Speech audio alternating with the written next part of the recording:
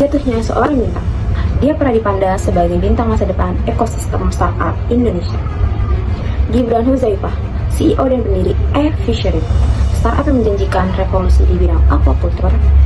Dari startup kecil, eFishery masuk menjadi unicorn, yang dibanggakan mengumpulkan pendanaan ratusan juta dolar. Tapi di balik gemerlap kesuksesan itu, tersembunyi sebuah rahasia kelam yang akhirnya membawa perusahaan ini ke ambang kehancuran dan pemimpinnya dalam jerat. Apa yang sebenarnya terjadi? Mari kita bahas bersama.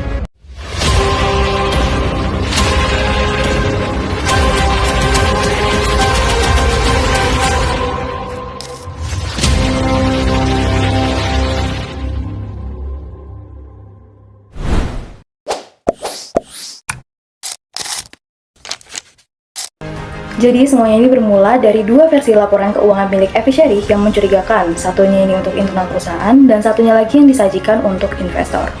Dari hasil investigasi dan laporan polisi, terungkap nih ada dugaan manipulasi data yang besar-besaran.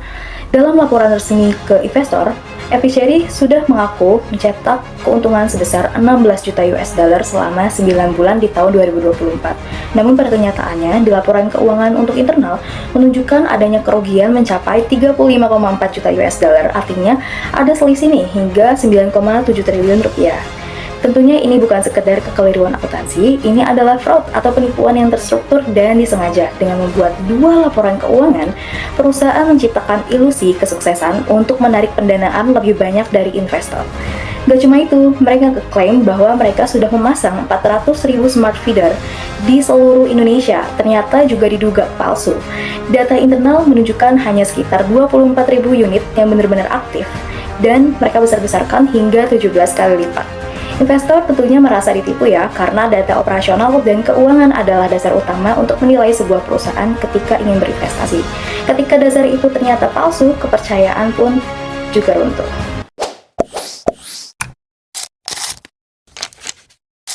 Lalu, bagaimana sih modusnya? Investigasi juga menemukan titik terang pada salah satu akuisisi eFishery.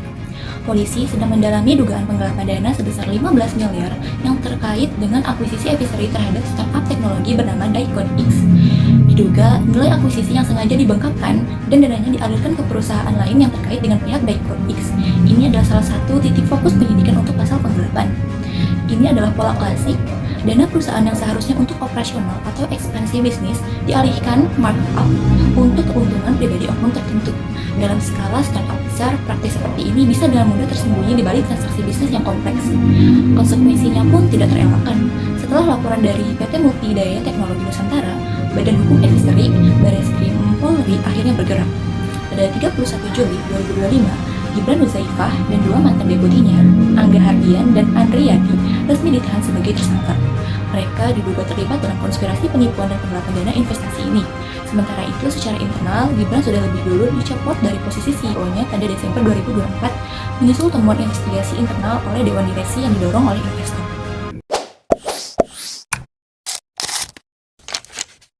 Skandal eFishery ibarat gempa besar bagi ekosistem startup di Indonesia. Kejadian ini diperkirakan akan membawa dampak jangka panjang, terutama bagi pola pikir investor dan tata kelola perusahaan rintisan. Pertama, investor akan menjadi jauh lebih berhati-hati dan skeptis. Proses due diligence atau pemeriksaan mendalam akan dilakukan dengan standar yang lebih ketat. Investor tidak akan puas hanya dengan data dan angka di atas kertas, tetapi akan melakukan pengecekan langsung ke lapangan. Nah, dampaknya itu proses investasi berpotensi menjadi lebih lama, tetapi ini membuka peluang bagi startup yang transparan dan memiliki tata kelola yang baik untuk lebih dihargai.